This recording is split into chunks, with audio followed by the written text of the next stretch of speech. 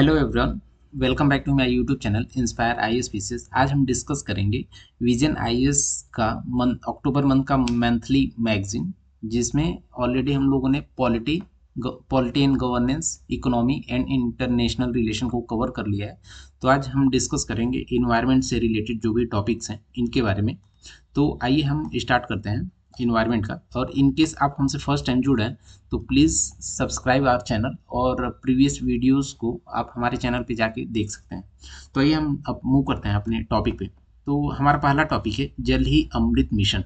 तो जल ही अमृत mission basically क्या है कि ये जो अमृत 2.0 फेज आया था, ये रिसेंटली जो भी न्यू गवर्नमेंट आई है 2024 के बाद, तो इन्होंने अपना 100 डेज का जो एजेंडा रखा था उसमें इस जल ही अमृत मिशन को प्रायोरिटाइज किया था। तो इस इनिशिएटिव, पहला क्वेश्चन ये आ रहा है कि इस इनिशिएटिव के अंडर क्या क्या बेनिफिट्स गवर्नमेंट देने वाली थी, या फिर क्या क्या इनिशिएटिव हाईलाइटेड। तो पहला इनिशिएटिव था कि इससे जो स्टेट और जो यूनियन टेरिटरी हैं उनको इंसेंटिवाइज करेंगे कि जो भी सीवेज मीन्स नाली वाले या फिर वेस्ट वाटर जो होता है उसको हम कैसे रिफ्रेश फ्रेश वाटर में कन्वर्ट कर सकते हैं। मीन्स जो यूज्ड वाटर है उनको ट्रीटमेंट करके हम फ्रेश वाटर में कैसे या फिर यूजेबल वाटर में कैसे कन्वर्ट कर सकते हैं। तो इससे क्या होगा कि हम जो वेस्ट वाटर है उसको इफेक्टिवली यूज कर सकेंगे। तो पहला एम इस इनिशिएटिव का ये था। दूसरा एम था कि जो भी हम सीवेज से बहने वाले पानी होते हैं इनको कैसे हम हाई क्वालिटी में जो वाटर्स हैं इसमें हम कन्वर्ट कर दें, जिससे कि जो वाटर से रिलेटेड जो शॉर्टेज रहते हैं बहुत सारे एरियाज में, वहाँ पे ये सारे इश्यूज को कवर कवर अप किया जा सके। और इससे क्या होगा कि जब भी हम वेस्ट वाटर को फ्रेश वाटर में कन्वर्ट करेंगे तो क्या होगा कि जो वेस्ट वाटर है वो फ्रेश वाटर में बदल जाने के बाद ये एक सर्कुलर पाथ क्रिएट हो जाएगा। मीन्स यहाँ से आप देखेंगे, सपोज आप यहाँ पे फ्रेश वाटर है, यहाँ से आप यूज करने के बाद ये वेस्ट वाटर के तौर पे जा रहा है, और यहाँ पे कोई ऐसा टेक्निक हम लगा दें जिससे कि ये जो वेस्ट वाटर है इसका मोस्ट ऑफ देम यहाँ पे फ्रेश वाटर में कन्वर्ट हो जाए, तो आप देखेंगे कि वाटर का वेस्टेज नहीं होगा। तो इससे क्या होगा कि जो भी वाटर से रिलेटेड एरिया में, बहुत सारे एरियाज में जहाँ पे वाटर्स का बहुत सारा इशू रहता है, इससे ये सॉल्व हो जाएगा। तो ये इसका मेन मोटो था। जैसा कि आप देखेंगे यहाँ पे कि recycling and re using treated used water. Means basically आप एक टर्म पे हाईलाइट करेंगे कि यूज्ड वाटर जो होता है उसको कैसे इफेक्टिवली हम ट्रीट कर सकते हैं, रिसाइकल कर सकते हैं, जिससे कि जो सस्टेनेबल हमारा डेवलपमेंट, सस्टेनेबल हमारा गोल्स है। जो बेसिकली क्या होता है सस्टेनेबल गोल मीन्स क्या होता है, हम किसी भी जो नेचुरल चीज़ें हैं जो हमें भगवान ने दी है या नेचर ने हमें दिया है उसको हम इस तरीके से यूज़ करें जैसे कि आने वाली जनरेशन, जैसे हम फ्री में उसको यूज़ कर रहे हैं विदाउट एनी हेजिटेशन, वैसे हमारे जो फ्यूचर में आने वाली जनरेशन है उसको भी उस चीज़ का बेनिफिट मिले। तो उसी को हम सस्टेनेबल मैनेजमेंट बोलते हैं। तो अभी अमृत जो मिशन है, तो इसका एक फुल फॉर्म हम एक अभी हम बता देंगे कि इसका अमृत का फुल फॉर्म क्या है। तो देखेंगे यहाँ पे Atal mission for rejuvenation and urban transformation 2.0। तो ये कब आया था, तो देखिए जो इसका वर्जन 1.0 था ये 2014 में न्यू गवर्नमेंट इलेक्ट होने के बाद आई थी। और वर्ज इसमें 2.0 जो है 2021 में लेकर आया गया था, जिसको टारगेट रखा गया था 2021 से 2026 के लिए। ये 5 साल के लिए लाया गया था। तो अभी अगला क्वेश्चन आएगा, ऐसा कौन कौन सी टेक्नोलॉजी है जिससे कि हम जो सीवेज वाटर है, सीवेज वाटर या फिर हमारा जो यूज्ड वाटर है उसको हम फ्रेश वाटर में कैसे कन्वर्ट कर सकते हैं। तो आप देखेंगे यहाँ पे डिफरेंट टेक्नोलॉजीज मेंशन किया गया है। तो इस टेक्नोलॉजी को यूज़ करके हम इसको फ्रेश वाटर में कन्वर्ट कर सकते हैं। मीन्स क्या, पहला देखेंगे कि मेम्ब्रेन बायोरिएक्टर। मीन्स ऐसा क्या होता है कि एक बायोलॉजिकल मेम्ब्रेन होता है, तो वो जो बायोलॉजिकल मेम्ब्रेन होता है वो सिर्फ जो फ्रेश वाटर्स के मॉलिक्यूल होते हैं उन्हीं को होने देता है, और बाकी जो सॉल्युबल या इनसॉल्युबल जो या फिर साल्ट या बेस जो भी होता है उनको वहाँ पे उस मेम्ब्रेन को रोक लेता है।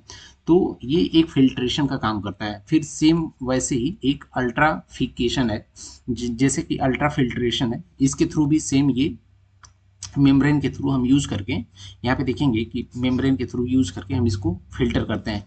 फिर क्या होता है कि एक रिवर्स ऑस्मोसिस है। एक ऑस्मोसिस ऐसा प्रोसेस है जो सिर्फ उसमें भी वाटर मॉलिक्यूल्स को उस प्रोसेस के थ्रू पास होने देता है, बाकी को वैसे कि वैसे रहने देता है, जिससे कि आप देखेंगे कि हमारे पास वेस्ट वाटर से हमारे पास फ्रेश वाटर जनरेट होता है।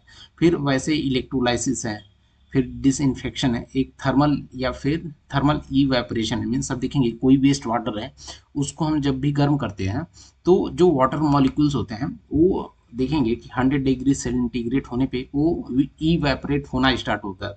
तो जो भी इवेपोरेट होता है वो बेसिकली क्या होता है कि वो फ्रेश वाटर के मॉलिक्यूल्स होते हैं।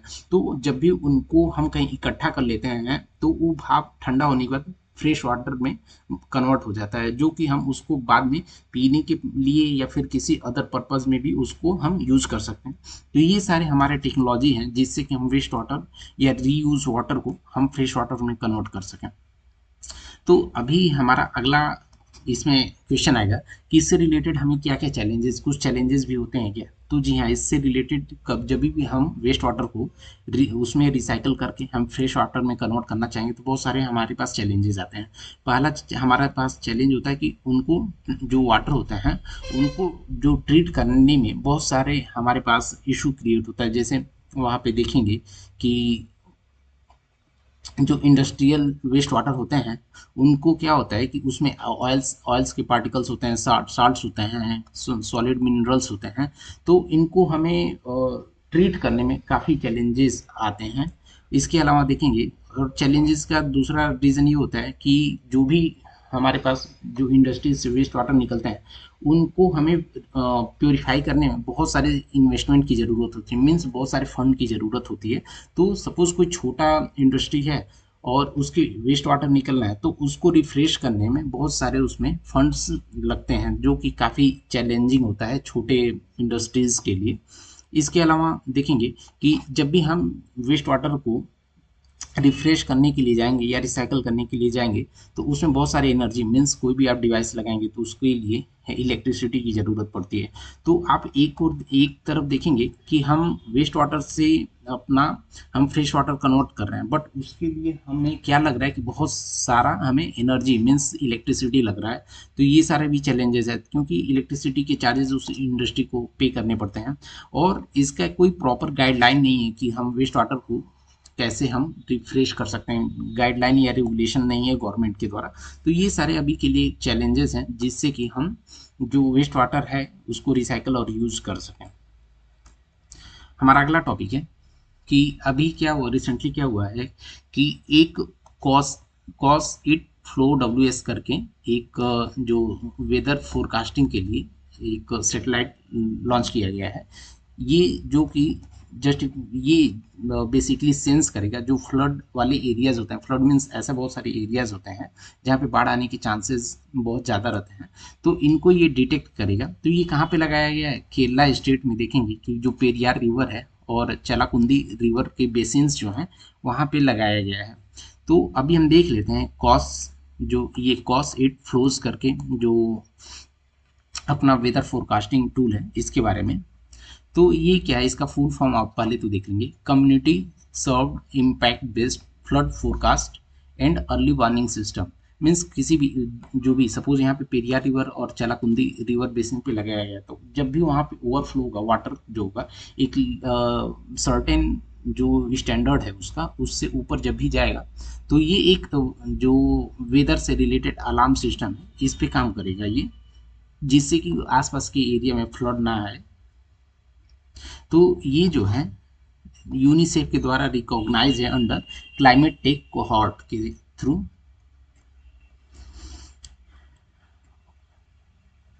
और इसमें और क्या क्या हम वेदर से रिलेटेड प्रेडिक्ट कर सकते हैं या फिर क्या क्या बेनिफिट मिल सकता है इसके बारे में देखते हैं। तो पहला है कि हमारा जब भी इसमें फ्लड से रिलेटेड कोई भी डिजास्टर आता है बहुत सारे हमें लॉसेस होते हैं। तो इसके लिए हम अपना बहुत सारा जो होता है कि फ्लड आने के पहले ही हम बहुत सारा प्रिपेयर्डनेस पे अपने फोकस कर सकते हैं, जिससे कि हम उस पे हमारी डेली लाइफ में उसका बहुत कम इफेक्ट पड़े या फिर ना के बराबर पड़े। मीन्स वो कहा जाता है ना, protection is better than cure. तो फिर सेम वैसे हम जब प्रिपेयर्ड रहेंगे तो कोई भी अचानक डिजास्टर आएगा तो हमारे पे उसका असर कम होगा। इससे क्या होगा, दूसरा बेनिफिट होगा कि हम जो अपने एग्रीकल्चरल लाइवलीहुड्स हैं, मीन्स हम अपने जीवन यापन के लिए जो भी एग्रीकल्चर पे डिपेंडेंट लोग हैं वो लोग भी सेफ हो सकते हैं। सपोज किसी एरिया में फ्लड आने वाला है तो वहाँ पे के लोगों को पहले से शिफ्ट किया जा सकता है, जिससे कि अचानक जो वाटर लेवल बढ़ जाए तो वहाँ के लोगों को उसका कम से कम नुकसान हो। इसके साथ साथ देखेंगे कि इंडिया का काफ़ी इम्पोर्टेंट रोल है कि ग्लोबल क्लाइमेट रेजिलिएंट में, क्योंकि इंडिया भी एक काफ़ी इम्पैक्टेड एरिया है अंडर इसमें, कि जिससे कि जो नेचुरल ये इम्पैक्ट होते हैं किसी कंट्रीज पे या लैंड मासेस पे, वहाँ पे एक इंडिया भी काफ़ी बड़ा इम्पैक्ट होता है इंडिया को, क्योंकि इंडिया का भी देखेंगे कोस्टल एरिया भी काफ़ी लंबा है, तो इंडिया पे भी इसका काफ़ी इफेक्ट पड़ता है। और इससे क्या होगा कि जब भी ऐसा कुछ रहेगा तो हमें जो ट्रैफिक है उसका मैनेजमेंट भी हम प्रॉपरली कर सकेंगे। अभी हमारा अगला टॉपिक है कि डब्ल्यू ने, जिस W stands for world meteorological organisation, तो इसने एक रिपोर्ट पब्लिश किया है जिसमें ये बताया कि ग्लोबल वाटर रिसोर्स रिपोर्ट, और इसमें इन्होंने हाईलाइट किया है कि अभी जो 2023 का समर गया है वो हाइड्रोलॉजिकली काफ़ी एक्सट्रीम, मीन्स हॉटेस्ट ईयर था अब तक का, जितना भी हॉटेस्ट ईयर रिकॉर्ड किया गया उसमें सबसे हॉटेस्ट ईयर 2023 हुआ है। तो ये एक बार आप नोट कर लीजिएगा कि ये कौन पब्लिश किया था, तो W means world meteorological organization ने। और इसमें क्या बोला गया था कि जो सॉइल होता है, सॉइल मीन्स मिट्टी होती है, तो उसमें एक सर्टेन लेवल का मॉइस्चर होता है, तो वो देखा जाए तो अभी रिसेंट मेनी ईयर्स में देखा जाए तो जो सॉइल का मॉइस्चर होता है वो बिलो नॉर्मल था, मीन्स जो कि काफ़ी एक चिंता वाली बात है। जो और इसके साथ साथ देखा जाए तो 2023 था, लास्ट 33 ईयर्स में ये ड्राइएस्ट ईयर रहा है। और जो लेक कोरी है, मीन्स ये लेक कोरी है जो कि सिचुएटेड है अंडर नियर अमेजॉन जो रिवर है उसकी नियर अबाउट ये लोकेटेड है। तो इसका एक एक्चुअल आप लोकेशन देख लीजिएगा, क्योंकि बहुत सारे जो ऐसे करंट इवेंट्स में या करंट अफेयर्स में जो हाईलाइटेड टॉपिक्स होते हैं उसी के आसपास कोई क्वेश्चन फ्रेम करते हैं। हमारा अगला टॉपिक है कि नेशनल वाटर अवार्ड दिया गया है, ये किसके द्वारा दिया गया है, तो पहला ये दिया जाता है कि प्रेसिडेंट ऑफ इंडिया के द्वारा दिया जाता है। ये कहाँ ऑर्गेनाइज होता है, ये इंडिया में ऑर्गेनाइज होता है। अगला हमारा क्वेश्चन है कि जो नेशनल वाटर अवार्ड है कि ये इसके लिए नोडल मिनिस्ट्री कौन से, मीन्स कौन इसको ऑर्गेनाइज करता है, तो मिनिस्ट्री ऑफ जल शक्ति इसको नोडल मिनिस्ट्री के तौर पे काम करती है। तो ये जो है नेशनल वाटर अवार्ड में बेस्ट स्टेट किसको गया है, तो ये गया है उड़ीसा को, बेस्ट स्टेट उड़ीसा को गया है। और अर्बन लोकल बॉडीज में किसको गया है, मीन्स कौन सा ऐसा शहरी क्षेत्र है जिसमें ये नेशनल वाटर अवार्ड गया है, तो इसके लिए सूरत को गया है जो कि गुजरात स्टेट में लोकेटेड है। अभी रिसेंटली क्या हुआ है कि ग्रीन वॉशिंग, तो ग्रीन वॉशिंग इसमें ज़्यादा कुछ इंपॉर्टेंट नहीं है, बट ग्रीन वॉशिंग क्या होता है ये हम एक बार बता देते हैं कि रिसेंटली क्या हुआ कि जो CCPA है, means CCPA stands for central consumer protection authority, means इसने एक गाइडलाइन इशू किया है ग्रीन वॉशिंग से रिलेटेड। तो बेसिकली क्या होता है कि बहुत सारे आप देखते होंगे मार्केट में ऐसे प्रोडक्ट मिलते हैं जिसमें बताया जाता है कि ये इन्वायरमेंट के लिए काफ़ी अच्छा है, बट एक्चुअल में वो इन्वायरमेंट के लिए अच्छा नहीं होता है। तो ऐसे जब भी फॉल्स प्रॉमिस या फॉल्स इंफॉर्मेशन दे के कोई भी प्रोडक्ट सेल किया जाता है या उसको प्रमोट किया जाता है, इसी को हम ग्रीन वॉशिंग बोलते हैं। तो यहाँ पे आप देखेंगे कि ग्रीन वॉशिंग के बारे में कि एनी डिसेप्टिव और मिसलीडिंग प्रैक्टिस, मीन्स ऐसा कोई फॉल्स प्रैक्टिस, फॉल्स इंफॉर्मेशन या फॉल्स प्रैक्टिस हम बताते हैं, बट उसका जो रिलीवेंट इन्फॉर्मेशन है उसको छिपा लेते हैं, मीन्स एक्चुअल इन्फॉर्मेशन जब छिपा लेते हैं और फॉल्स इन्फॉर्मेशन शो करते हैं या प्रमोट करते हैं, इसी को हम बोलते हैं कि ग्रीन वॉशिंग। और ये किससे रिलेटेड होता है, इन्वायरमेंट से रिलेटेड होता है। बाकी इसमें कुछ इंपॉर्टेंट नहीं, इससे रिलेटेड आपको कुछ भी डाउट्स है तो प्लीज़ कमेंट करके बताइए, हम इसको अपने नेक्स्ट वीडियोस में या फिर कमेंट में ट्राई करेंगे सॉल्व करने का। और इनकेस आप किसी स्पेसिफिक टॉपिक पे वीडियोस चाहते हैं तो कमेंट करके बताइए, हम उसमें नेक्स्ट वीडियोस में वो टॉपिक को हम कवर कर लेंगे। हमारा अगला टॉपिक है कि Envi stats. Envi stats stand for Envi. Envi means environment and stats means statics. तो ये किसके द्वारा रिलीज किया गया है? तो ministry of statics and programme implementation के द्वारा ये इसको रिलीज किया गया है।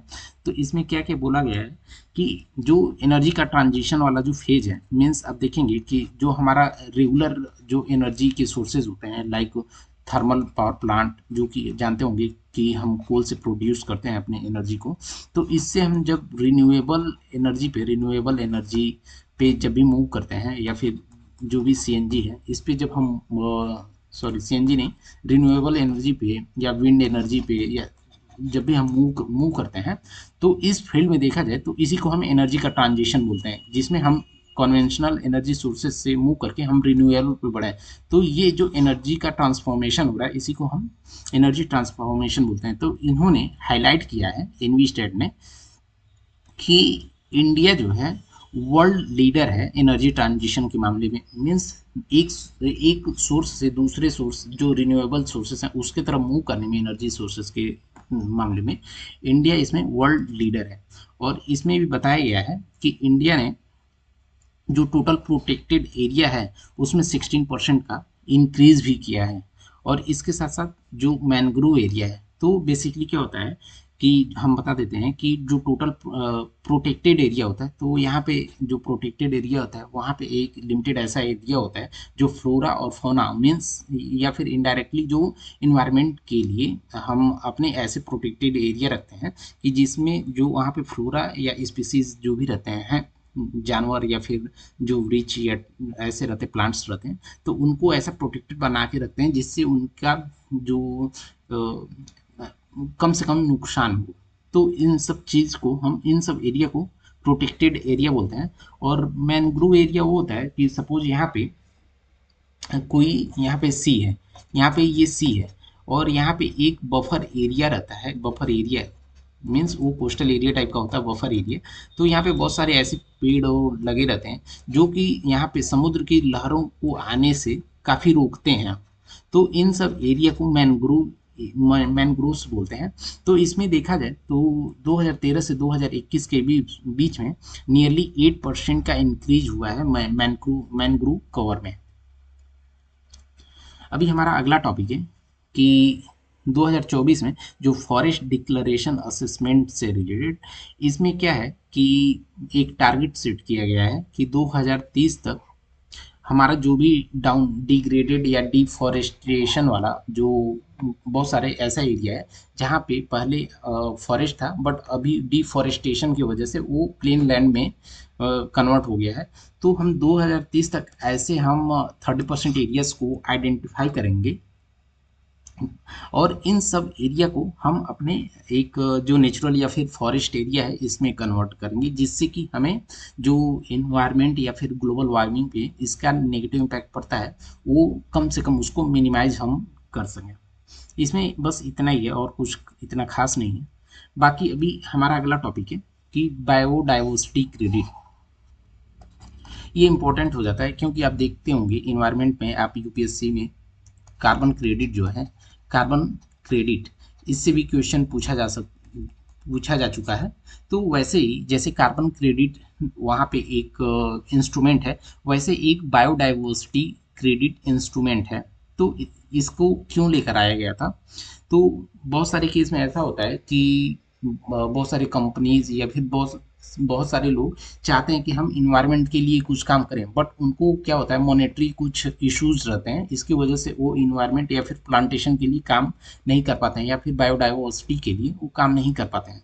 तो बायोडाइवर्सिटी क्रेडिट में क्या होगा कि कोई भी प्राइवेट कंपनीज या प्राइवेट जो एंटिटी है वो क्या करेगी, ऐसे एनजीओ या फिर ऐसे पर्सन्स को या फिर ऐसे किसी फर्म को फाइनेंस करें जिससे कि वो लोग बायोडाइवर्सिटी के लिए काम कर सकें। जिससे क्या होगा कि सपोज यहाँ पे कोई ए करके कंपनी है और इसके पास ऐसा कुछ काम है, सपोज ये नेशनल हाईवे बनाती है, नेशनल हाईवे बनाने वाली कंपनी है। बट क्या होता है कि जब भी नेशनल हाईवे बनता है तो बहुत सारे आप देखेंगे कि वहाँ पे फॉरेस्ट चले जाते हैं, फॉरेस्ट के रास्ते से भी नेशनल हाईवे निकालते हैं, तो यहाँ पे बायोडाइवर्सिटी का लॉसेस होता है। तो जब भी यहाँ पे बायोडाइवर्सिटी का लॉसेस होता है तो इसको कवर अप करने के लिए इस पे कुछ एक क्रेडिट भी लेना पड़ता है कि हाँ, जितना यहाँ पे बायोडाइवर्सिटी का लॉस हुआ है उसका हम भरपाई कहीं और पे करेंगे। तो सपोज ए को क्या करना रहता है कि यहाँ पे जितना लॉस हुआ है, यहाँ पे जितना बायोडाइवर्सिटी लॉस हुआ है, वहाँ पे उसको उस ए कंपनी को अपने प्रॉफिट में से, जो भी कंपनी ये ए प्रॉफिट कमा रही है, उस प्रॉफिट में से ऐसे लोगों को या फिर ऐसे कंपनी को प्रमोट करना है जो बायोडाइवर्सिटी के लिए काम करते हैं। यहाँ पे मीन्स बायोडाइवर्सिटी डेवलप करते हैं। तो यहाँ पे जितना लॉस हुआ उतना, सपोज यहाँ पे कोई कंपनी को फाइनेंस कर देती है जिससे कि ये बायोडाइवर्सिटी मेंटेन कर ले, तो क्या होगा कि हमारे नेचर पे इसका इफेक्ट, जो नेट इफेक्ट होगा, ये जीरो होगा।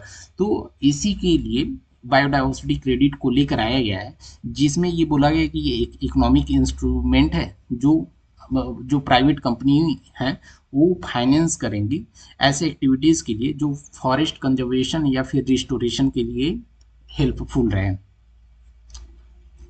तो इसमें क्या होगा कि जो प्राइवेट कंपनी है ऐसे क्रेडिट को खरीदेंगे, मीन्स ऐसे सपोज कोई बी कंपनी है वो भी नेशनल हाईवे बना रही है, तो ऐसे क्रेडिट को खरीदेंगी जो कि ये बायोडाइवर्सिटी प्लान डेवलप करके वो क्रेडिट गेन किए हैं, जिससे कि बायोडाइवर्सिटी और नेचर के बीच में जो कमिटमेंट है और चेक एंड बैलेंसेस है वो बना रहे। हमारा अगला टॉपिक है पीएम सूर्य घर मुफ्त बिजली योजना। तो इसमें कुछ उतना इम्पोर्टेंट नहीं है, बस सिर्फ हम देख लेते हैं, जो इतना सारा देख लेते हैं कि जो पीएम सूर्य घर मुफ्त बिजली योजना है, इसका नोडल मिनिस्ट्री कौन है। पहला क्वेश्चन होगा कि इसका नोडल मिनिस्ट्री कौन है, इसको मतलब इम्प्लीमेंट करने के लिए कौन रिस्पॉन्सिबल है। तो पहला इसका इस नोडल मिनिस्ट्री है ministry of new and renewable energy. आप कभी भी जब भी एग्जाम में ऐसे क्वेश्चन फ्रेम होते हैं तो आप देखिए कि पहले एनालिसिस करिए कि ये मुफ्त बिजली योजना पीएम सूर्यघर मीन्स ये रिन्यूएबल से के लिए काम कर रहा है, तो कोई ऐसा डिपार्टमेंट होगा जो रिन्यूएबल के लिए रिस्पॉन्सिबल हो। तो आप देखेंगे कि यहाँ पे लिखा है रिन्यूएबल एनर्जी, तो यहाँ पे ministry of new and renewable energy ये इसकी नोडल मिनिस्ट्री है। तो इसका ड्यूरेशन क्या रखा गया, मीन्स इस प्रोग्राम को इम्प्लीमेंट करने के लिए टारगेट ईयर्स कौन सा है, तो 2026 से 27, ये 2 साल के लिए रखा गया है। और इसका ऑब्जेक्टिव या फिर मेन एम क्या है, तो जो घर होते हैं नॉर्मल लोग सबके, हमारे आपके जो घर होते हैं उनके रूफटॉप जो छत होता है वहाँ पे सोलर जो पैनल होते हैं उसको इंस्टॉल करेंगे, जिससे कि वहाँ से खुद का इलेक्ट्रिसिटी प्रोड्यूस हो। और वहाँ पे ऐसे लोगों को 300 यूनिट मंथली जो बिजली के बिल रहते हैं उसको ये लोग फ्री रहेगा, मीन्स माफ रहेगा, फ्री इलेक्ट्रिसिटी प्रोवाइड करेंगे ऐसे लोगों को। और इनको 1 करोड़ घरों के लिए टारगेट किया गया है। और इसमें सब्सिडी 2 तरह का रखा गया है। पहला है कि सपोज आपके पास जो इलेक्ट्रिसिटी कनेक्शन है उसका लोड जो है 2 kV तक का है, तो आपको 60% उसका जो भी रूफटॉप इंस्टॉलेशन में खर्च आएंगे उसका 60% गवर्नमेंट सब्सिडी देगी। और इन केस आपका 2 से ज़्यादा का कैपेसिटी का आप इंस्टॉलेशन हो रहा है सोलर जो रूफटॉप है, तो उसके लिए गवर्नमेंट आपको 40% सब्सिडी देगी। तो इस योजना के थ्रू ये मेन कीवर्ड्स हैं। बाकी हमारा अगला एक रिपोर्ट आया है और वर्ल्ड एनर्जी आउटलुक रिपोर्ट। तो इसमें कुछ इंपॉर्टेंट नहीं है, बस इतना आप नोट कर लीजिएगा कि वर्ल्ड एनर्जी आउटलुक है ये इंटरनेशनल एनर्जी एजेंसी के द्वारा, मीन्स जो IEA है ये रिपोर्ट को पब्लिश करती है, means IEA world energy outlook को पब्लिश करती है। इसमें सिर्फ इतना इम्पोर्टेंट है। हम हमारा अगला टॉपिक है इको मार्क रूल। तो बेसिकली इको मार्क क्या होता है, इको मार्क रूल तो ऐसा कोई प्रोडक्ट जो इन्वायरमेंट के लिए इको फ्रेंडली हो उसी को का, सपोज कोई किसी प्रोडक्ट पे इको मार्क का सर्टिफिकेशन हुआ है, दैट मीन्स कि वो जो प्रोडक्ट है वो इको फ्रेंडली है, मीन्स इन्वायरमेंट पे कोई उसका नेगेटिव इम्पैक्ट नहीं है। इसका ये सिंपल सा मीनिंग है। तो ये ऑलरेडी प्रीलिम्स एग्जामिनेशन में पूछा जा चुका है, PCS एग्जामिनेशन में पूछा जा चुका है, तो आप इस चीज़ से अवेयर रहिए। हमारा अगला टॉपिक है कि लिविंग प्लैनेट रिपोर्ट। तो लिविंग प्लैनेट रिपोर्ट किसके द्वारा पब्लिश किया गया है, पहला क्वेश्चन ये रहेगा। तो लिविंग प्लैनेट रिपोर्ट जो है वर्ल्ड वाइल्ड लाइफ फंड के द्वारा मीन्स WWF के द्वारा पब्लिश किया जाता है लिविंग प्लैनेट रिपोर्ट। इसमें पहला तो ये कितनी बार पब्लिश किया जाता है, तो बाई एनियल होता है। मीन्स बाई एनियल मीन्स ये एक साल में 2 बार निकाला जाता है इस रिपोर्ट को, लिविंग प्लैनेट रिपोर्ट। और इस जो रिपोर्ट है इसका एक जो की फाइंडिंग है, इसमें बायोडाइवर्सिटी लॉस के लिए बोला गया है कि पिछले 50 साल में देखा जाए तो 73% जो बायोडाइवर्सिटी है, मीन्स जो हमारे इकोसिस्टम में जो इन्वायरमेंट से रिलेटेड इकोसिस्टम होता है उसमें 73% के लॉसेस हुए हैं। और ये पिछले 50 साल में एनालिसिस करके इन्होंने बताया है 1970 से 2020 के बीच में। और इसका बहुत सारा रीजन है कि बहुत सारे डेवलपमेंट वर्क्स की वजह से जो उनका हैबिटेट का लॉस होता है, तो जब भी हैबिटेट का नेचुरल जो हैबिटेट होता है उसके लॉस हो जाने की वजह से क्या होता है कि बायोडाइवर्सिटी लॉस होता है। सपोज कहीं पे यहाँ पे कोई एरिया, ये फॉरेस्ट एरिया है और यहाँ से कोई नेशनल हाईवे या एक्सप्रेसवे कोई पास हो रहा है, तो यहाँ पे देखेंगे रहने वाले इस एरिया में बहुत सारे जीव जानवर पशु और ट्रीज ऐसे इन लोगों का ये काटना पड़ता है या डेथ हो जाता है। तो इस पे डिपेंडेंट ये लोग तो गायब इसमें से एक्सटिंक्ट होते ही हैं इस एरिया से।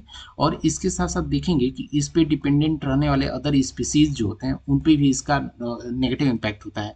तो इन सब चीज़ों की वजह से क्या होता है कि जब भी हम लास्ट 50 ईयर्स में बहुत सारे डेवलपमेंट्स के कारण देखेंगे कि उनका पॉपुलेशन में बायोडाइवर्सिटी के जो पॉपुलेशन है उसमें 73% का डिक्लाइन हुआ है। और इसका मेन रीज़न था कि हैबिटेट लॉस। ये यूपीएससी में क्वेश्चन पूछा जा चुका है कि what is the main reason behind the biodiversity loss. तो इसका आंसर होगा main reason is habitat loss. दूसरा है फिर डिग्रेडेशन, फिर climate change and invasive species. Invasive species means जो हमारे अपने इकोसिस्टम के बाहर के कोई ऐसे स्पीसीज जब हमारे अपने इन्वायरमेंट में आती हैं तो वो क्या करते हैं कि उससे जो यहाँ पे नेटिव स्पीसीज होती हैं उनको नुकसान होता है इन सब चीज़ों से। तो ये सारे बहुत सारे रीजन है लिविंग प्लैनेट रिपोर्ट में ऐसा फाइंडिंग्स करके बताया गया है। और यूपीपीसीएस और बिहार बीपीएससी एग्जाम में ये काफ़ी इंपॉर्टेंट क्वेश्चन है कि कैमूर वाइल्ड लाइफ सेंचुरी को बिहार का सेकेंड टाइगर रिजर्व डिक्लेयर किया गया है। तो पहला क्वेश्चन होगा कि ये किसके द्वारा डिक्लेयर किया जाता है, तो ये डिक्लेयर किया जाता है एनटीसीए। इसका फुल फॉर्म है नेशनल टाइगर कंजर्वेशन अथॉरिटी। तो ये डिक्लेयर करती है कि कोई भी जो सेंचुरी है वो टाइगर के लिए है या फिर किसके लिए है। तो एनटीसीए ने वाइल्ड लाइफ सेंचुरी जो बिहार का second wild life sanctuary Kaimur, इसको नोटिफाई किया है। तो पहला क्वेश्चन होगा कि पहला वहाँ का टाइगर रिजर्व कौन था, तो इसके पहले बिहार में देखा जाए बिहार में वाल्मीकि टाइगर रिजर्व था। ये पहला बिहार का पहला टाइगर रिजर्व है। और दूसरा टाइगर रिजर्व कैमूर हो गया है, कैमूर ये दूसरा बिहार का टाइगर रिजर्व है। तो एनटीसीए क्या है, कोई गवर्नमेंट अथॉरिटी है क्या, नहीं। एनटीसीए एक स्टैच्यूरी बॉडी है। तो स्टैच्यूरी बॉडी क्या होता है, तो कोई भी बॉडी सपोज किसी एक्ट के माध्यम से बनाया जाता है तो उसको हम स्टैच्यूरी बॉडी बोलते हैं। मीन्स उसमें अपने कॉन्स्टिट्यूशन में उसका कोई भी प्रोविजन ना रहे और कॉन्स्टिट्यूशन में कोई मेंशन ना रहे, स्टिल वो रूल एग्जिस्ट करे, तो गवर्नमेंट क्या करती है कि एक्ट ऑफ पार्लियामेंट के माध्यम से कोई एक्ट या रूल बना के लाती है और उस एक्ट के माध्यम से बहुत सारे रूल सपोर्ट करते हैं। तो ऐसे रूल्स को या एक्ट को हम स्टैच्यूरी बॉडी बोलते हैं। तो एनटीसीए सेम स्टैच्यूरी बॉडी है under wild life protection act 1972। तो अभी हम जो कैमूर वाइल्ड लाइफ सेंचुरी है इसके बारे में देख लेते हैं, ये कहाँ पर ये है सिचुएटेड, क्योंकि लोकेशन भी इसका काफ़ी इंपॉर्टेंट हो जाता है। तो ये वहाँ पे कैमूर प्लेटू है, कैमूर हिल प्लेटू है, वहाँ पे सिचुएटेड है, जो कि यहाँ पे बिहार के मैप में देखेंगे कि जो सोन रिवर है और कर्मनासा जो रिवर है इसके बीच में जो कैमूर हिल प्लेटू है इसकी पे लोकेटेड है ये। तो यहाँ पे कौन कौन से फौना होते हैं, जैसे यहाँ पे लिपर्ड हैं, बोर्स हैं, स्लॉथ बियर हैं, ये सारे यहाँ पे इनका नेचुरल हैबिटेट के तौर पे वहाँ पे कैमूर वाइल्ड लाइफ सेंचुरी में अभी हैं करेंटली। तो आप याद रखिएगा बिहार का ये सेकेंड टाइगर रिजर्व है, इसके पहले वाल्मीकि टाइगर रिजर्व था। आप कमेंट करके बताइए कि पूरे इंडिया में टोटल कितने टाइगर रिजर्व्स हैं। जिसका भी राइट आंसर रहेगा उसको हम हार्ट दे देंगे। हमारा अगला जो टॉपिक है, जो जो नील बेसिन है, मीन्स वो नील रिवर का जो बेसिन है उससे रिलेटेड। तो इसमें ऐसा कुछ इंपॉर्टेंट नहीं है, बस देख लेते हैं कि अभी एक एग्रीमेंट हुआ है कि जो नील रिवर है इसके बेसिन मीन्स इसके वाटर को हम इक्विटेबल रेशियो में यूज़ करने के लिए, क्योंकि आप जानते होंगे जो नील रिवर है वो 11 कंट्रीज़ में फ्लो होती है, क्योंकि ये वर्ल्ड का लॉन्गेस्ट रिवर है। तो आप याद रखिएगा, एक तो लॉन्गेस्ट रिवर है और एक लार्जेस्ट रिवर है, दोनों में क्या अंतर है आप कमेंट करिए। और तो जो नील रिवर है ये वर्ल्ड का लॉन्गेस्ट रिवर है जो कि 11 कंट्रीज़ में फ्लो होती है। तो जब 11 कंट्रीज़ में फ्लो होती है तो क्या होता है, कुछ कंट्रीज़ होते हैं कि उसके रिसोर्सेज को ज़्यादा वाटर यूज़ करते हैं, कुछ होता है कि उतना कैपेबल नहीं होते हैं कि उतने वाटर को यूज़ कर पाए। तो यहाँ पे ही इसी चीज़ के लिए ये एग्रीमेंट था कि कौन कंट्री कितना उसके नील रिवर का वाटर यूज करेगा। तो अभी हम इसका सोर्सेज देख लेते हैं। तो नील जो रिवर है यहाँ पे देखेंगे कि युगांडा और जो बुरुंदी है यहाँ पे ओरिजिनेट होता है, और यहाँ पे ओरिजिनेट होता है वाइट नील रिवर, और फिर यहाँ पे इथियोपिया में एक ब्लू नील रिवर है। तो यहाँ पे जब दोनों मिलते हैं तो यहाँ पे आप देखेंगे जब मिलने के बाद यहाँ पे हो जाते हैं नील रिवर हो जाते हैं, और ये कहाँ पे जाके डिस्चार्ज करते हैं अपने वाटर्स को, तो ये मेडिटेरेनियन सी में जाके अपने वाटर को डिस्चार्ज करता है। तो अभी देखा जाए तो ये जो दो व्हाइट नील रिवर और ब्लू नील रिवर हुए, इसके नील रिवर के मेन ट्रिब्यूटरीज हो गए, ये दो मेन ट्रिब्यूटरीज हैं, एक ये और एक ब्लू नील रिवर। और ये अपने वाटर को ले जाके मेडिटेरेनियन जो सी है भूमध्य सागर वहाँ पे ये गिराते हैं। और ये जो रिवर है ये काफ़ी इंपॉर्टेंट रिवर है, क्योंकि अब देखा जाए पूरे अफ्रीका का 10% जो लैंड मॉस है, मीन्स ये देखा जाए ये एरिया जो अफ्रीका कॉन्टिनेंट है इसका 10% एरिया सिर्फ इस एक नदी से उसका वहाँ पे सिंचाई और एग्रीकल्चर में काफ़ी हेल्प करता है। तो ये अफ्रीका के पॉइंट ऑफ से देखा जाए तो नील जो रिवर है ये काफ़ी काफ़ी इंपॉर्टेंट है। तो अभी के लिए हम यहीं पे अपना लेक्चर स्टॉप करते हैं, अगले हम लेक्चर में इसके आगे के जो भी टॉपिक्स हैं उसको कवर करेंगे। तो आज के पढ़ाने में कोई भी आपको इशू या चैलेंजेस या फिर डाउट रहे तो प्लीज़ कमेंट करके बताइए, और हमारा वीडियो आपको कैसा लग रहा है वो भी कमेंट करके बताइए। और इन केस आप हमसे फर्स्ट टाइम जुड़े हैं तो please like comment and subscribe our channel. Thank you for the watching.